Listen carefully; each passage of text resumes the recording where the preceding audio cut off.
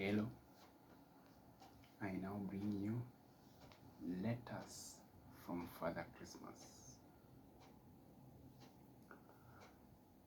Every December, in the Tolkien household, an envelope would arrive bearing a stamp from the North Pole.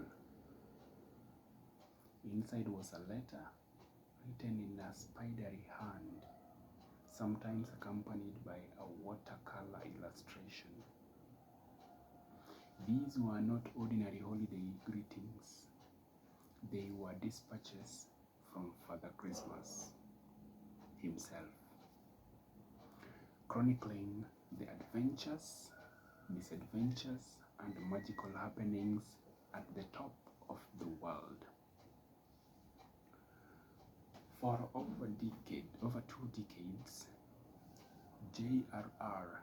Tolkien delighted his children with these imaginative creations, weaving fantasy and humor into family traditions.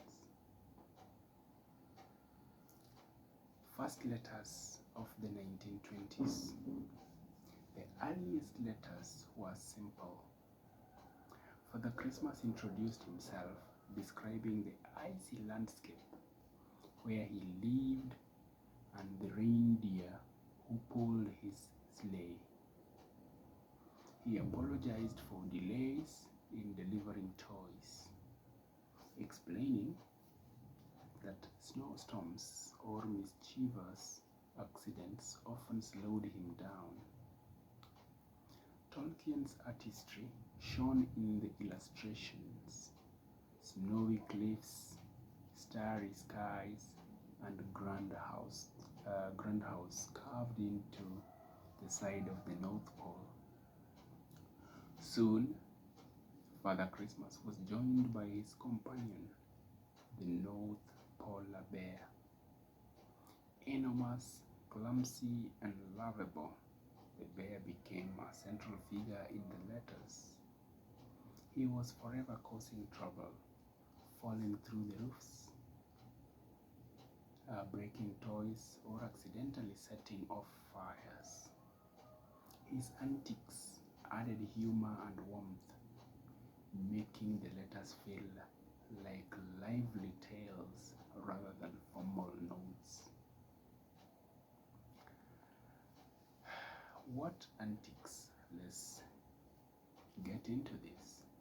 One year, the polar bear climbed onto the roof to fix a leak, but crashed through, destroying a storeroom of toys. Another time, he experimented with fireworks, resulting in a spectacular explosion that lit up the Arctic sky. Father Christmas, exasperated but affectionate, often scolded him in the letters.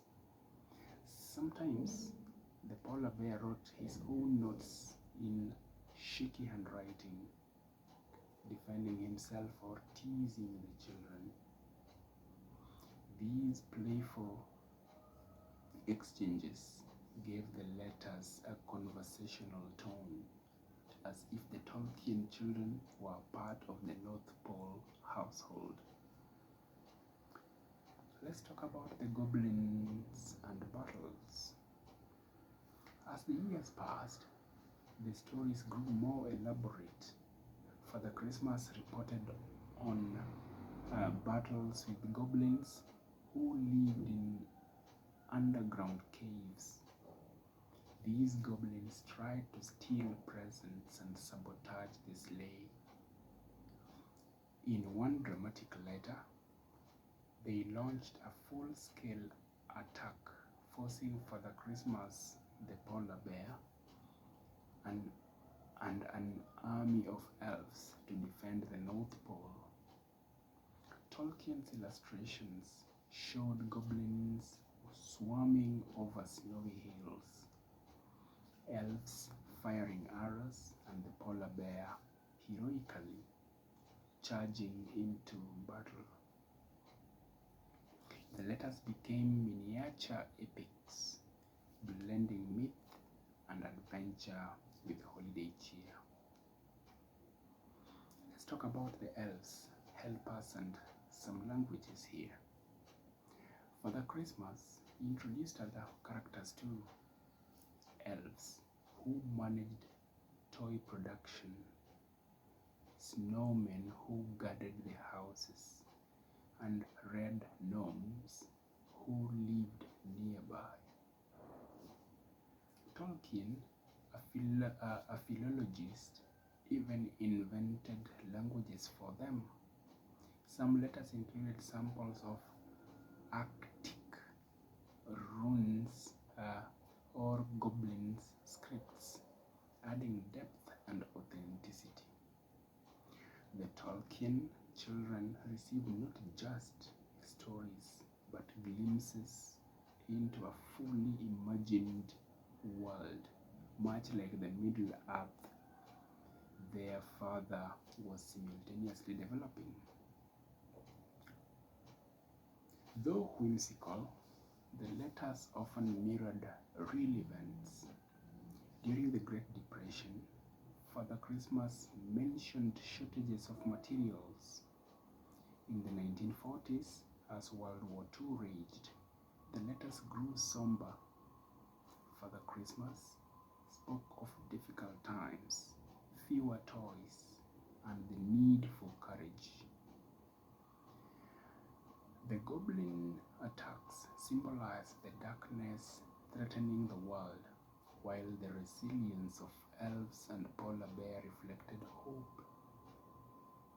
Through fantasy, Tolkien gently acknowledged the hardships his children faced, offering comfort wrapped in magic.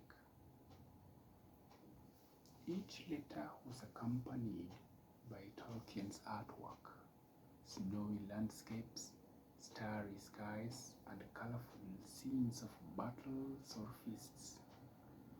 His calligraphy varied, sometimes elegant, sometimes deliberately shaky to mimic the polar bear's paws, and so on and so forth.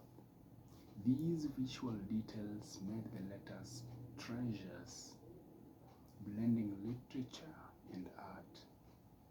They showed Tolkien's versatility, not just as a novelist, but as a father who poured creativity into family traditions. As the Tolkien children grew older, the letters continued to become less frequent. Father Christmas noted their maturity, sometimes writing shorter updates. Yet the magic endured.